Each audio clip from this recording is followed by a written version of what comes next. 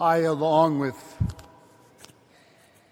Father Angelo, Father Ken, and Deacon Rusty, and our parish staff, we would like to wish you, your family, and all those that you celebrate this Christmas day with a very Merry Christmas.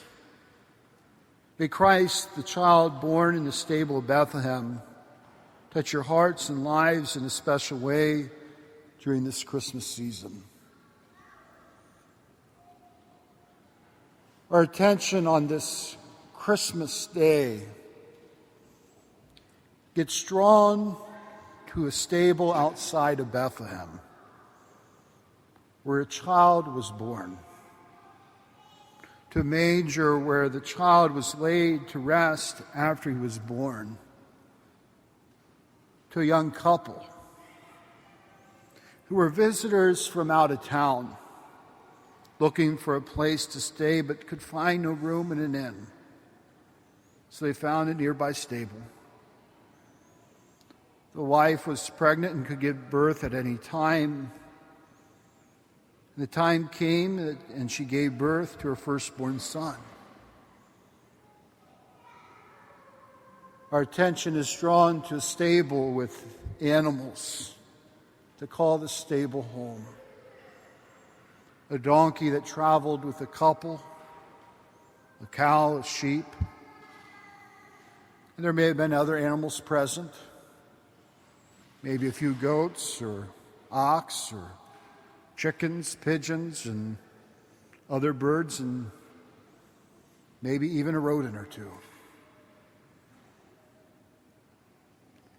Our attention is drawn to a stable where shepherds and magi come to visit after this child was born. Our attention is drawn to the scene.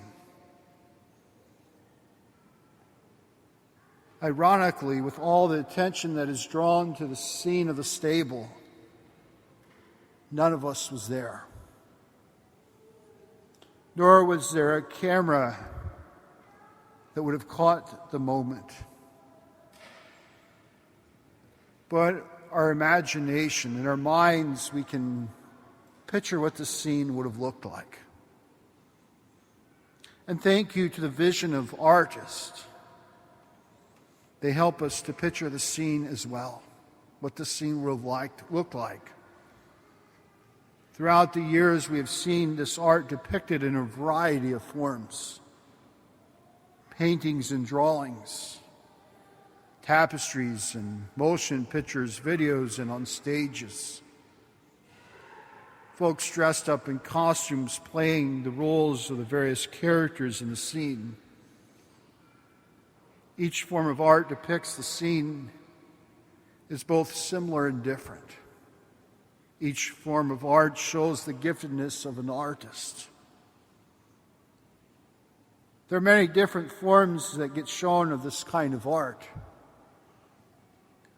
But one of my favorites are nativity sets. And they also come in a variety of forms and materials as well. Some of these materials are very fragile, and some more durable. Each culture has a different way of depicting this art based on the materials that are available to them. And again, it displays the giftedness of the artist. One of my favorite nativity sets to see is the full set of the Fontaniti collection. Perhaps some of you may have a portion of this set in your homes, or you might even have the whole thing.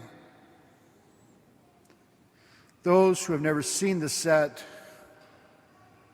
should know that it does have the Holy Family, Jesus, Mary, and Joseph, shepherds, sheep, and magi, and much more. It's a whole village with wells and drummer boys and tents for the magi, and I'm not sure what else. The time that I saw this display, it took 3 tables to display the whole thing. One of my brothers saw the set and he said, if I were a kid, I'd like to play with the characters in the set. You know, I think this is part of why Jesus was born. This is why Jesus came to dwell among us. He wanted to play with us. He wanted to interact with us and be a part of our lives. As I also think of this Christmas village, the other thing that stands out at me is, yes, it took 3 tables to display. But there's a lot going on in the scene. And it's so easy to get caught up with everything that is in the scene. That it's so easy to lose sight of the most important thing. Each nativity set has one important thing in it. And that is Jesus at the center, lying in the manger. If you look at a nativity set,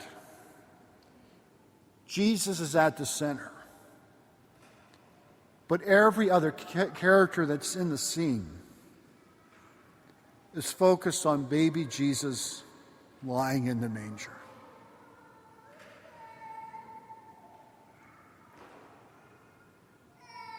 And it's in the midst of all that is going on in our world, in our lives, in our hearts. Christmas is all about what is going on in the center of the nativity set. It's all about the most important thing, baby Jesus in the manger. We know this, but at times our attention can get drawn to other parts of the scene. In a nativity set, we might be drawn to the animals, the wells or tents or the other stuff. It grabs our attention, it takes us away from the Lord. In our own literal lives in this Christmas season, we can get consumed with the stuff of the season. Our family, friends, and work. The activities of the season of decorations and caroling, gifts, parties, gatherings, and much, much more. And none of these things are bad. As a matter of fact, there's a lot of good that happens from these activities. But the challenge, I think, is these activities consume our lives, that we can lose sight of Christ is at the center. I think that's why we come here today, to remind ourselves of what is at the center of this Christmas day, of what is the most important thing. Jesus Christ, born to us, lying in a manger. Jesus Christ at the center. For it's with this reminder of Christ at the center, reminded of why it is that we celebrate.